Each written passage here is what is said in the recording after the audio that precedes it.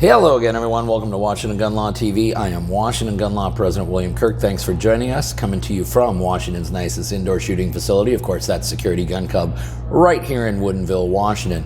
Hey, you know, there are a lot of states that gladly abuse the rights of the lawful and responsible gun owners in that state. Maryland, New Jersey, California, Illinois, some of the worst offenders, Washington and Oregon.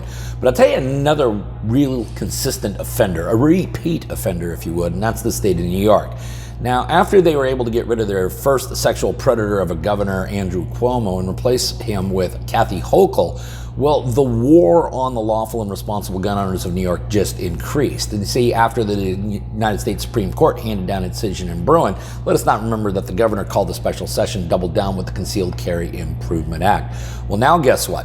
A provision of that act has gone into effect, and it has the ability to disarm all of you in New York, not one but two ways. I'm going to explain how. So today, let's spend a few minutes and let's talk about a new and more sinister way for New York to disarm its citizens.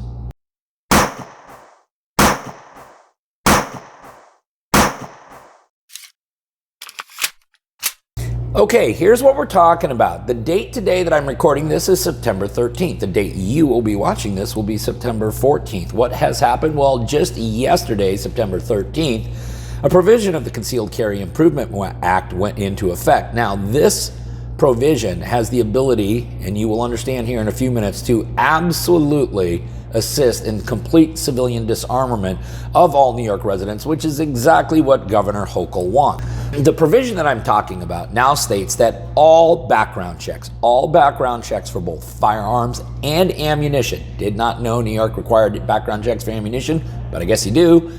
All of those now will be conducted by the New York State Police Department. Every single background check will be conducted by the New York State Police Department. Now, that's very different than the way most states do it. Most states actually use the FBI, Department of Justice, NICS system, and they are federally run background checks. The state of New York, for whatever reason, believes that they can do it better than the federal government. And for that reason, effective on September 13th, all background checks will be conducted through the New York State Police Department. Now, some of you outside of New York may go, well, what's the big deal? Let me tell you exactly what the big deal is. Many FFLs, if you talk to any FFLs in the state of New York, what few are left, they will tell you that they have three major concerns. And those are, 1, delays, 2, handling and security of data, 3, building a database. I want to talk to you about two of those here. Let's first talk about the delays. Now, you have just taken a system which apparently cannot issue concealed carry permits to anybody in the state of New York anytime less than 12 to 18 months. They say that they are understaffed, overworked, underfunded, and the system is breaking under its own weight. But now today, effectively, we're going to run every single background check for firearms and ammunition through that same system. And for any of you who've attempted to get a concealed carry license since the Bruin holdings in New York, how many of you are still waiting on that application? How many of you are nowhere close to being able to carry outside of your home? And so the very system which is assisting in disarming all of you, making sure that none of you get concealed carry licenses, is now the very same system that's going to be okaying, given the thumbs up or the thumbs down as to whether or not you can purchase that firearm or whether or not you can even purchase that box of ammo. Can you imagine if all of a sudden the system gets so bogged down that it takes 18, 19, 20 months before you clear your background check? Because that is a probability under this current system.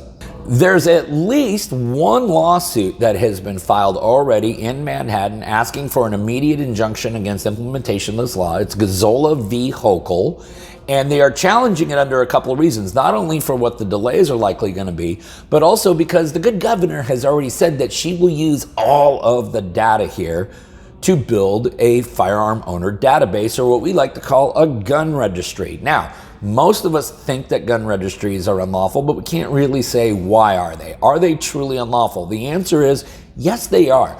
They're actually outlawed by federal legislation because in 1986, President Reagan passed the Firearm Owners Protection Act. There was many provisions in there, but one of the provisions absolutely positively barred any state or the federal government from using any resources or data collected to actually create a gun registry.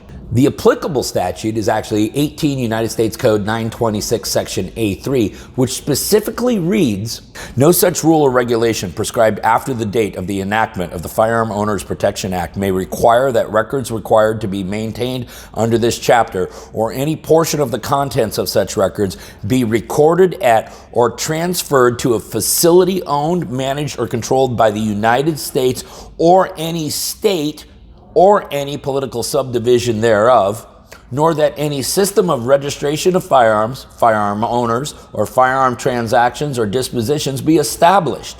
So yes, the creation of a New York State gun registry would be an absolute violation of 18 United States Code Section 926. So many of you say, well, if it's so obviously unconstitutional, why would the governor do it? Well, let's talk about your governor first, okay? Because after your state got completely smacked down by the United States Supreme Court in the Bruin opinion, what did the governor do? Well, the governor got back into Albany, got an emergency session going, and passed the Concealed Carry Improvement Act, which is now the subject of many, many other lawsuits, including some of the provisions that basically make the entire state now a sensitive area where no one can carry.